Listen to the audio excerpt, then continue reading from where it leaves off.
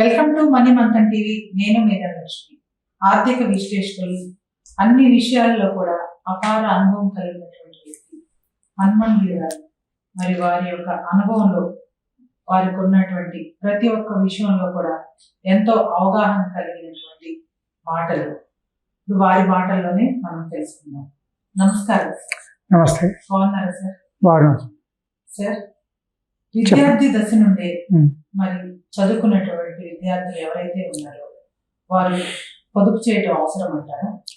ఒక విధంగా ఏంటంటే విద్యార్థి దశలోనే చాలామంది ఏమనుకుంటారంటే విద్యార్థి అంటే ఓన్లీ చదువుకోవడం, ఇంకా వేరే పని లేదు, వేరే ఆదాయం ఉండదు కాబట్టి చదువు మీద ఎక్కువ కాన్సన్ట్రేట్ చేయాలి, పొదుపు చేయడం ఎలా సాధ్యమవుతుంది అని చెప్పి అనుకుంటారు. కానీ ఆలోచిస్తే తల్లిదండ్రులు ఇచ్చే పాకెట్ మనీ కానీ, లేకపోతే ఎవరైనా ఇచ్చే గిఫ్ట్స్ కానీ, అలాంటి డబ్బులు ఏదున్నా కానీ దాంట్లో నుంచి పొదుపు చేసి అలవాటు పెట్టుకోవచ్చు.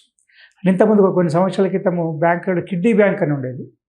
అంటే ఎంత డబ్బు అయినా కానీ ఆ బ్యాంకులో బాక్సులు వేసిన తర్వాత బ్యాంక్కి వెళ్తేనే బ్యాంక్ ఓపెన్ చేసేదన్నమాట. ఆ విధంగా పొదుపు అనేది అలవాటు చేసేవాళ్ళు.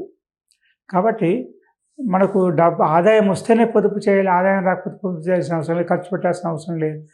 ఖర్చు పెట్టాల్సిన వచ్చిన డబ్బులన్నీ ఖర్చు పెట్టాలి అని చెప్పిన ఆలోచన లేకుండా వచ్చిన ప్రతి డబ్బు తల్లిదండ్రులు ఇచ్చింది కావచ్చు, బంధువులు ఇచ్చింది కావచ్చు, ఫంక్షన్లో వచ్చింది కావచ్చు, వీటన్నిటిని కూడా మనం విద్యార్థి దశ నుండి కూడా పొదుపు అని అలవాటు చేసుకోవాలి. ఎందుకంటే పొదుపు అనేది భవిష్యత్తు కొరకు. అంటే ఇప్పుడు ఎంత ఎంజాయ్ చేస్తామో భవిష్యత్తులో మనకంతా నష్టం మనకు జీవితంలో కొన్నిసార్లు అనుకోని పరిస్థితులు ఏర్పడ్డప్పుడు నష్టం జరిగే అవకాశం ఉంటుంది. కాబట్టి పొదుపు అనేది మనం కాపాడాలంటే, భవిష్యత్తులో మనం కాపాడాలి అనుకుంటే పొదుపు మాత్రం ఇప్పటి నుంచే మొదలై అలవాటు కావాలి. పొదుపు అనేది పిసినారితనం కాదు, పిసినారితనం పొదుపు ఒకటి కాదు. పొదుపు అనేది అవసరానికి ఖర్చులు పెట్టుకొని మిగతాదాన్ని పొదుపు చేయడం, లేకపోతే పొదుపు చేసిన తర్వాత మిగతాదాన్ని అవసరాలకు ఖర్చులు పెట్టుకోవడం, అది పొదుపు. కానీ అంతేగాని దేన్ని ఖర్చు పెట్టకపోవడం, అది మళ్ళీ అత్యాశ దురాశగా ఉండటం అనేది పిసినారితనం అవుతుంది. కానీ పిసినారితనం పొదుపు ఒకటి కాదు. వచ్చిన డబ్బుల్ని పొదుపు చేసుకోవడం అనేది మంచి అలవాటు. అది ఉంటే భవిష్యత్తులో విద్యార్థి దశ నుంచే డబ్బు విలువ తెలుస్తుంది. ఆ డబ్బు విలువ తెలిసిన ప్రతి వ్యక్తి కూడా ఆర్థికంగా క్రమశిక్షణతో ఉండటం పాటు భవిష్యత్తు కూడా ఆర్థిక రక్షణ, ఆర్థిక భద్రత కల్పించుకోగలుగుతాడు. పిల్లలు చదువుకునే టైంలో చాలా మందిని చూస్తుంటాం సార్. కొంతమంది ఏమో పొదుపు చేయడానికి అలవాటు పడతారు, కొంతమంది ఏమో ఎంజాయ్ చేయడానికి అలవాటు పడతారు. ఎంజాయ్కి పొదుపుకి తేడా ఏమంటారు? ఎంజాయ్ చేయడం అంటే ఖర్చు పెట్టడమే ఎంజాయ్మెంట్ కాదు. ఎంజాయ్ చేయడం అంటే మీకు మనశ్శాంతి, మీకు ఎప్పుడైతే ఏదైతే చేయాలని అనిపిస్తుందో అది బాధ్యతమైందా కాదని ఆలోచించాలి ఫస్ట్. అది అంటే మీరు అనుమతించబడిన పనే కాదా ఎంజాయ్మెంట్ అని. మీరు చేసే పనిలో ఎంజాయ్మెంట్ ఉండాలి, చేసే వృత్తిలో ఎంజాయ్మెంట్ ఉండాలి, సాధించడంలో ఎంజాయ్మెంట్ ఉండాలి. కానీ ఖర్చు పెట్టడము, నిర్లక్ష్యము, అశ్రద్ధ, సోమర్తనము అది ఎంజాయ్మెంట్ కాదు. అది దాన్ని ఏమంటే క్రమశిక్షణ రాహిత్యం అంటాం. ఎంజాయ్మెంట్ అనేది ఎప్పుడు వస్తుంది? మీరు సంతృప్తి కలిగినప్పుడు. ఆ సంతృప్తి ఎప్పుడు వస్తుంది? అనుకున్న విజయాన్ని సాధించినప్పుడు. ఆ సాధన కొరకు ఎంతో కష్టపడాల్సి వస్తుంది. ఇప్పుడు ఎందుకంటే మన పిల్లలు ఎగ్జామ్స్ అప్పుడు చూస్తాం, పరీక్షలప్పుడు చూస్తాం. సంవత్సరం అప్పుడు చదివినంతా పరీక్షలప్పుడు చదివితేనే, ఆ పరీక్ష పాస్ అయితే మంచి మార్కులతో పాస్ అయితేనే సంతృప్తి, అది ఎంజాయ్మెంట్ అప్పుడు. అంతేగాని సంవత్సరం మొత్తము టైం అంతా వేస్ట్ చేస్తూ, చదువుకోకుండా పిల్లలు వేస్ట్ చేస్తూ, డబ్బులు ఖర్చు పెడుతూ, తల్లిదండ్రులను బాధ పెడుతూ, టీచర్ని మోసం చేస్తూ, గవర్నమెంట్ మోసం చేస్తూ ఎంజాయ్మెంట్ చేశారంటే మాత్రం అది ఎంజాయ్మెంట్ కాదు. అది నిర్లక్ష్యం అన్నమాట, బాధ్యత రాహిత్యం. అది క్రమశిక్షణ రాహిత్యం, బాధ్యత రాహిత్యం, నిర్లక్ష్యము, ఇవన్నీ అది ఎంజాయ్మెంట్ కాదు. అది కాకపోతే ఎంజాయ్మెంట్ అనేది ఖచ్చితంగా ఒక డిటర్మినేషన్, సాధించినప్పుడు పొందే అనుభూతి.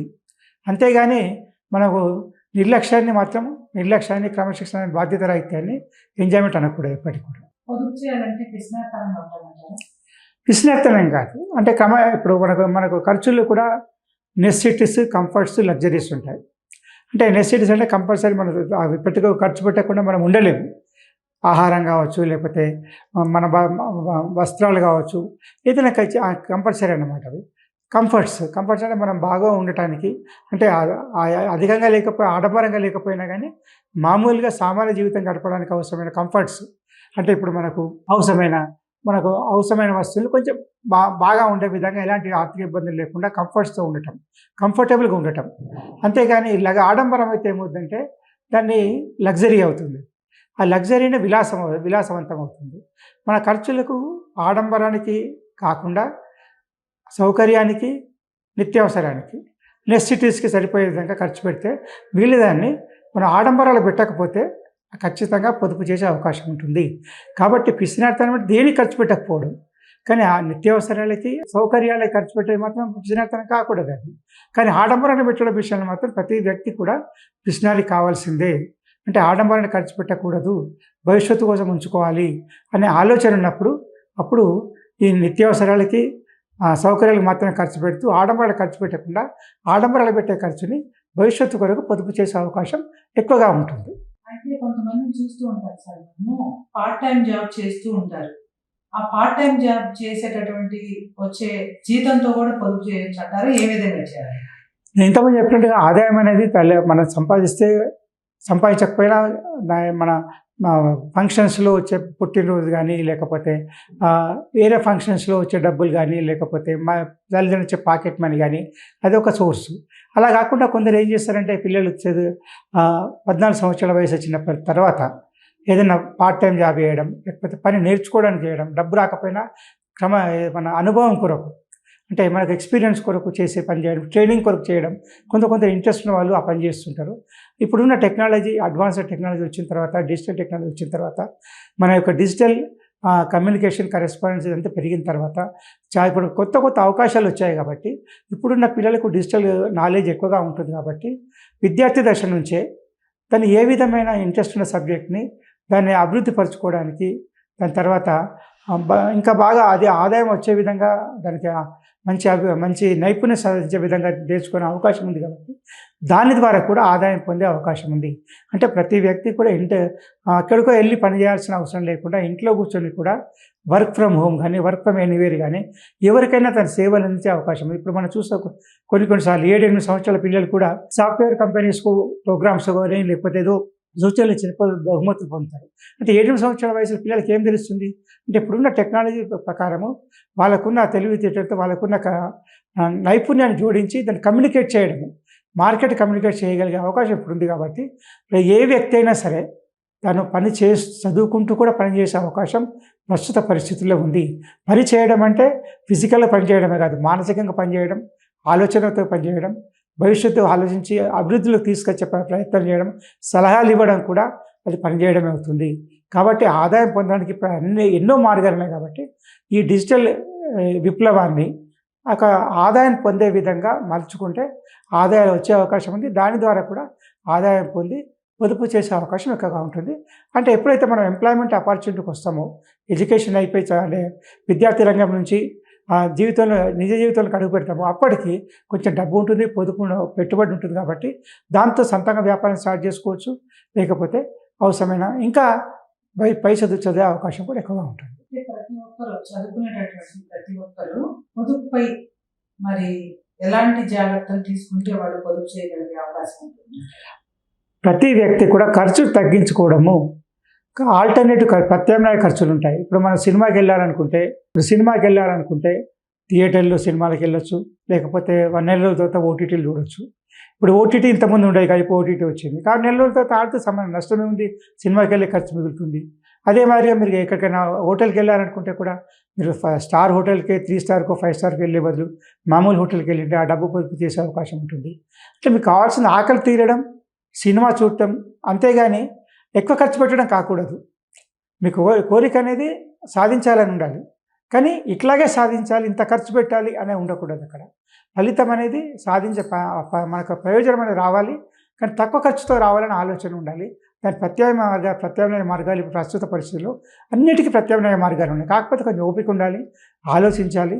తర్వాత ఏమైందంటే కొంచెం అంత ఎమోషన్ కంట్రోల్ చేసుకోవాలి. ఇప్పుడే కావాలి అనే బదులు తర్వాతైనా పర్వాలేదు అనుకొని చేయగలిగితే మీరు చాలా వరకు ఖర్చు తగ్గించుకునే అవకాశం ఉంది. కాబట్టి విద్యార్థి దశ నుంచి అదొకటి అనుభవంలాగా తయారవుతుంది. భవిష్యత్తులో భవిష్యత్తులో ఆదాయం సంపాదించినప్పుడు కానీ, లేకపోతే ఉపాధికి వెళ్ళినప్పుడు కానీ, ఉద్యోగ అవకాశాలు చూసినప్పుడు కానీ, ఈ యొక్క అనుభవం అనేది డబ్బును ప్రయోజనకరంగా వాడుకునే అనుభవం అనేది జీవితంలో చాలా ఉపయోగపడుతుంది.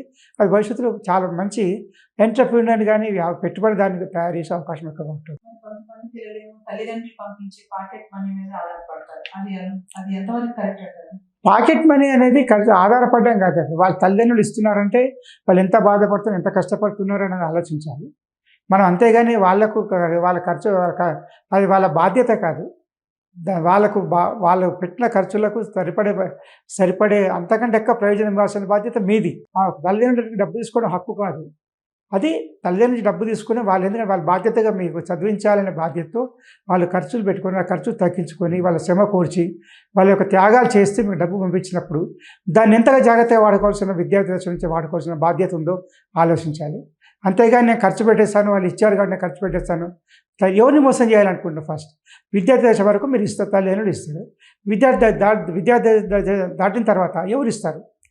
సొంతంగా మీరే చూసుకోవాలి, ఉపాధి చూసుకోవాలి, లేదా ఉద్యోగం చూసుకోవాలి, ఏదో పని చూసుకోవాలి. అప్పుడు తెలుస్తుంది డబ్బు విలువ ఏంటనేది. అదేదో ముందే తెలిసిందనుకోండి, మనం జాగ్రత్తగా ఉండే అవకాశం, విద్యార్థి దశ జాగ్రత్తగా ఉండే అవకాశం ఉంటుంది. కాబట్టి విద్యార్థి దశ ఉన్నప్పుడే తల్లిదండ్రులు ఇచ్చిన డబ్బుని విలాసాలా కాకుండా, వినోదాలా కాకుండా, ఆడంబరాలా కాకుండా దేని కొరకు ఇచ్చారు? చదువుకోవడానికి ఇచ్చారు, చదువు కోసం వాడండి. మిగిలితే పొదుపు చేయండి, లేకపోతే ఖర్చు తగ్గించుకోండి. కానీ ప్రయోజనం దాని కొరకు ఖర్చు తగ్గించుకొని పిసినతనమైన అవసరమైన వాడుకోవడం కాదు, కానీ అనవసరమైన తగ్గించుకోండి. అనవసరమైన ఖర్చు లేకుండా చూడండి. అది విద్యార్థి దశ నుంచి మొట్టమొదటి బాధ్యత. జీవితంలో విద్యార్థులు ఏమనుకుంటే నాకు హక్కు ఉంది అనుకుంటారు. హక్కు కాదు, దానికంటే ముందు బాధ్యత ఉండాలి అనేది నేర్చుకోవాలి. బాధ్యత ఏంటి? ఇది మీకు తల్లిదండ్రులు పంపించిన డబ్బులు జాగ్రత్తగా వాడుకోవడం, స్కూల్లో విద్యాలయాల్లో టీచర్లు చెప్పేది జాగ్రత్తగా వినడం, తర్వాత గవర్నమెంట్ పెట్టిన ఖర్చు కూడా దానికి అవసరమైన ప్రయోజనం గవర్నమెంట్కి ఇచ్చే విధంగా, ప్రభుత్వానికి, సమాజానికి ఇచ్చే విధంగా తయారు కావడం. ఈ మూడు కాకుండా నేను నా కోసమే ఎడ్యుకేషన్ జీవితం అంటే ఎంజాయ్మెంట్, కాలేజ్ లైఫ్ అంటే ఎంజాయ్మెంట్, ఎడ్యుకేషన్ లైఫ్ అంటే ఎంజాయ్మెంట్, తర్వాత మళ్ళీ జీవితంలో ఎంజాయ్మెంట్ ఉండదు అని ఆలోచించడం మాత్రం ఖచ్చితంగా తప్పిదం అవుతుంది. భవిష్యత్తులో ఎన్నో నష్టాలకు గురి చేసే అవకాశం ఉంటుంది. కొంతమంది ఆలోచనలేమో ఇప్పుడేం పొదుపు చేస్తాము, మేము చదువుకుంటూనే ఉన్నాం కదా, ఉద్యోగం వచ్చిన తర్వాత పొదుపు చేస్తామని మాట్లాడుతూ ఉంటారు. మరి వాడికి ఆలోచన రాదంటారా? ఆలోచన ఉంటాం కదా, ఆచరించడం వేరు. ఆలోచన రావడం వేరు, ఆచరించడం వేరు. కొందరికి ఆలోచన ఉంటుంది, ఆచరణ ఉండదు. కొందరికి ఆలోచన ఉంటుంది కానీ ఆచరణ ఉండదు. ఇప్పుడు మీరు కేంద్ర ప్రభుత్వము జన్ధన్ అకౌంట్స్ ఉంది, జీరో బ్యాలెన్స్ అకౌంట్స్ అని పెట్టారు. అంటే ఇంతకుముందు వీళ్ళకు బ్యాలెన్స్ లేకపోతే అకౌంట్ ఓపెన్ చేయడానికి ఏ బ్యాంక్ కూడా సిద్ధపడేది కాదు. కానీ కేంద్ర ప్రభుత్వం ఇచ్చిన సూచన వల్ల అన్ని బ్యాంకులు zero bank accounts, Jan Dhan accounts open చేసేవి.